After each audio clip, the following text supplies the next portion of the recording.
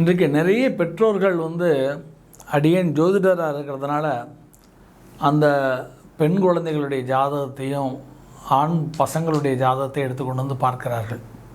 அவங்க பார்க்கும்போது அப்போ அவங்க எல்லாருமே சொல்லக்கூடிய விஷயம் என்னென்னா, எல்லோரும் ஒரு 70% எல்லா பேரண்ட்ஸ் சொல்லக்கூடிய கம்ப்ளைண்ட் என்னென்னா, என் பசங்க எங்கள் பேச்சு கேட்க மாட்டேங்கிறாங்க, எதிர்த்து பேசுகிறாங்க, நாங்கள் எது சொன்னாலும் அதை பற்றி கவலைப்பட மாட்டேங்க, நாங்கள் எந்த அட்வைஸ் பண்ணாலும் அதை கேட்க மாட்டேங்கிறாங்க, உதாசீனப்படுத்துகிறாங்க, எப்போ பார்த்தாலும் மொபைலு, லேட் நைட்டாக தூங்குறாங்க, மொபைலை வச்சுட்டு விளையாடுறாங்க, பேசிகிட்ருக்காங்க, ஏதாவது பார்த்துட்ருக்குறாங்க.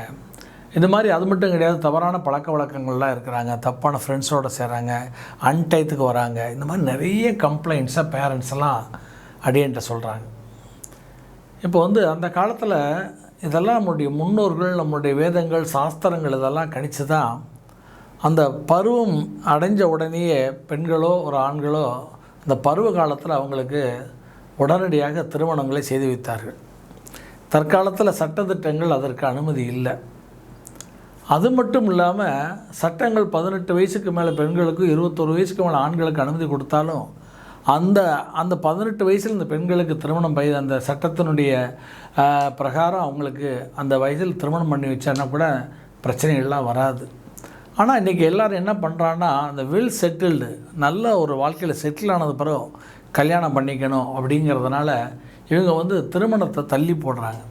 இந்த திருமணத்தை தள்ளி போடுறதுனால இந்த உடம்பில் அந்த பருவத்தில் ஏற்படக்கூடிய இந்த ஆசைகள் இருக்கு இல்லையா, அது ஹார்மோன்ஸு அது ஹார்மோன்ஸுடைய தூண்டுதல் இயற்கை. இந்த ஹார்மோன்ஸுடைய தூண்டுதல்கள், அதனுடைய பாதிப்புகள், அது அந்த ஹார்மோன்ஸ் இன்பேலன்ஸ் ஆகி அதுதான் அவங்களுக்கு பெரிய பிரச்சனைகளுக்கும் தவறான பாதைகளுக்கும் போவதற்கு அவங்களுக்கு அது காரணமாக இருக்கிறது.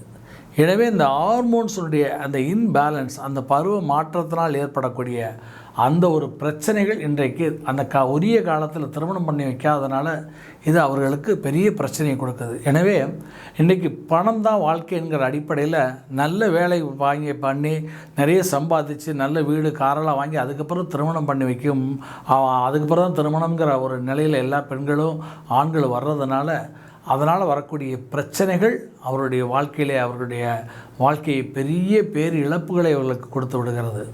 அது அவர்களையும் பாதித்து அவர்களுடைய குடும்பத்தையும் பாதித்து அவர்கள் பெற்றோர்கள் மட்டுமில்லாது உறவினர்கள் அனைவருக்கும் அது ஒரு பெரிய ஒரு பிரச்சனையாக மாறிவிடுகிறது.